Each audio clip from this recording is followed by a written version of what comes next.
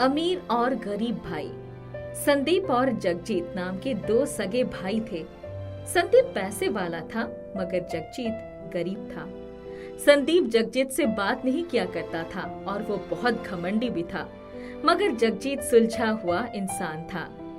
नैना, मैं खेत पर काम करने जा रहा हूँ। जी ठीक है, जाइए। वो दोनों भाई एक ही घर में रहते थे और वो उनकी पुश्तैनी घर थी। गीता, मैं कारखाने पर जा रहा हूँ। कुछ घंटों में आ जाऊंगा। बस एक बार देख कर आता हूँ काम सही चल रहा है या नहीं। जी ठीक है, जाइए। तब तक मैं बच्चों को खाना खिला देती हूँ। संदीप बहुत कड़े कारखाने का मालिक था। उसने बड़ी ही चालाकी से लोगों को धोखा देकर इतने पैसे कमाए थे और अब जब वो इतने बड़े कारखाने का मालिक बन गया था, उसकी आमदनी बहुत अच्छी होती थी। घर का बंटवारा हो चुका था।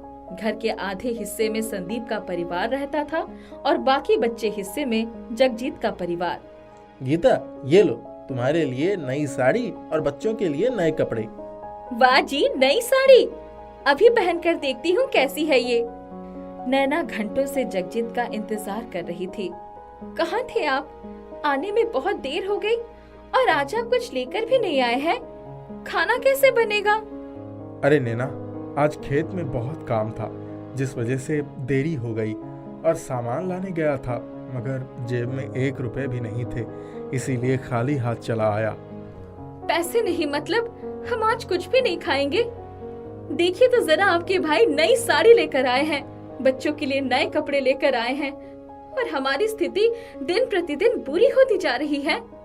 उनके पास पैसे हैं, इसीलिए वो ये सब आराम से कर सकते हैं, मगर मैं उनकी तरह अमीर नहीं हूँ। जितना है उतने में ही रहना पड़ेगा।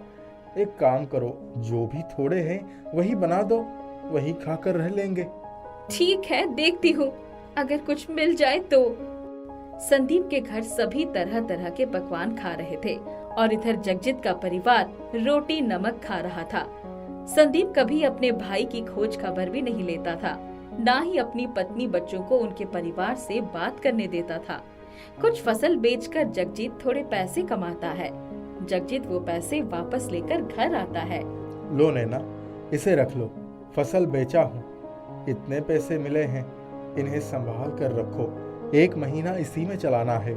थोड़े पैसे जगजीत अपने पास रख लेता है, बाकी सभी वो नैना को दे देता है। जगजीत बाजार में कुछ सामान लेने आता है, वही संदीप भी कुछ सामान खरीद रहा था। तभी वहाँ एक गरीब भिखारी आता है। शरीर से एकदम दुबला पतला था, ऐसा लग रहा था जैसे कई दिनों से भूखा हो। साहब, कुछ पैसे दे दीजिए, बहुत भूख लगी है, भूख के मारे जान जा रही है। अरे चलो हटो मेरे सामने से, मैं तुम्हें कुछ भी नहीं देने वाला, पता नहीं कहां कहां से चले आते हैं। तभी वो भिखारी जगजीत के पास आता है और उससे भी पैसे मांगने लगता है। उस भिखारी की हालत बहुत बुरी लग रही थी। उसे देख जगजीत को उस पर दया आ जाती है।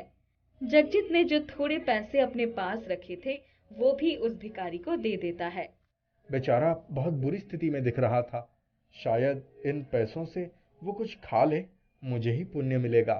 संदीप ये देख लेता है और ताना मारते हुए कहता है, खुद के पास तो 2 वक्त का भोजन करने के लायक पैसा नहीं, और साहब लोगों में पैसा बांट रहे हैं।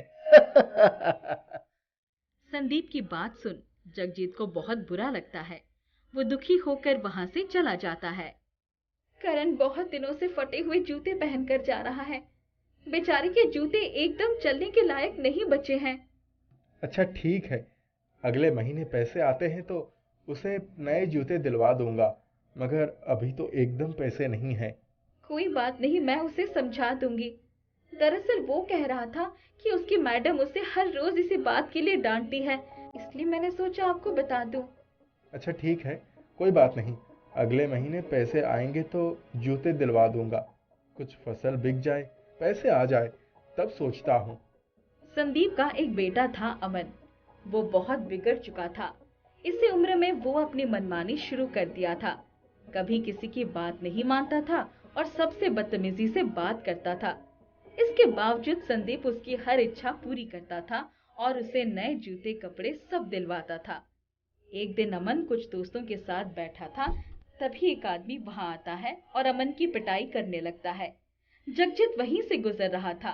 वो देख लेता है और वहां जाता है। अरे रुक जाओ, इसकी पिटाई क्यों कर रहे हो? अभी के अभी छोड़ दो इसे। जगजीत को देख वो आदमी वहां से चला जाता है। अरे बेटा, क्या बात है? वो कौन था और तुम्हें मार क्यों रहा था? आप ये बात पिताजी को नहीं बताएंगे तो तभी मैं आपको बताऊंगा। हाँ हाँ, नहीं बताऊंगा। कहो कहो तो सही, क्या बात है?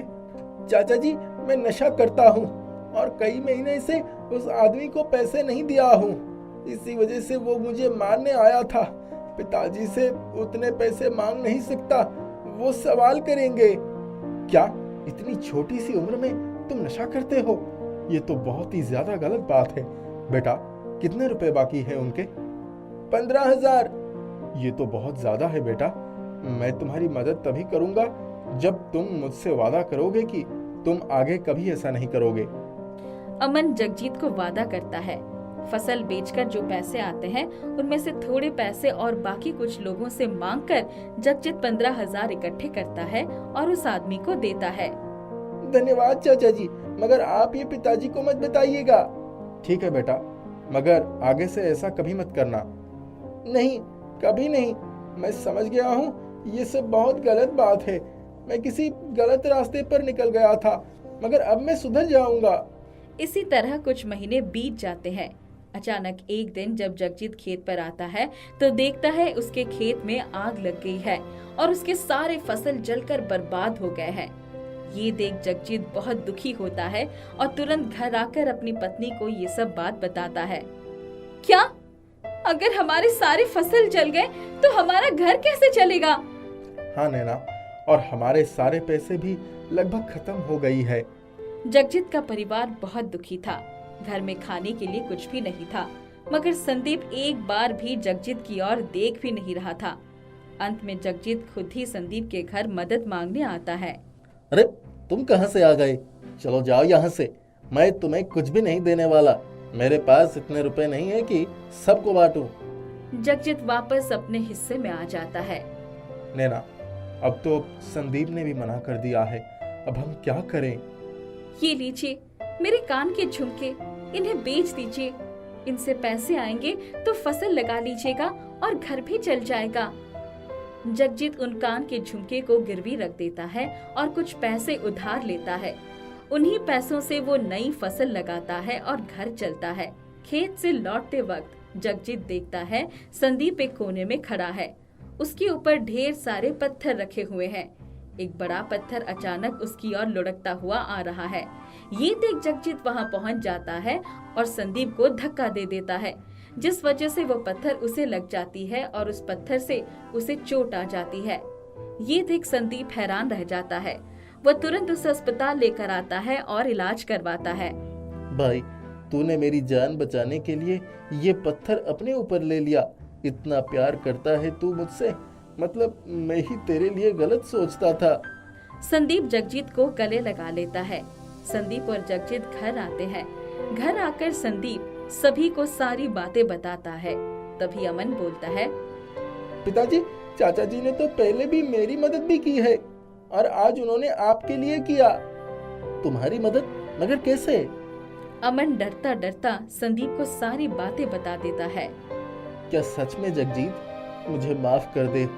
मैंने तुझे नई फसल लगाने के लिए पैसे भी नहीं दिए और तूने इस हालत में भी मेरे बेटे की मदद की।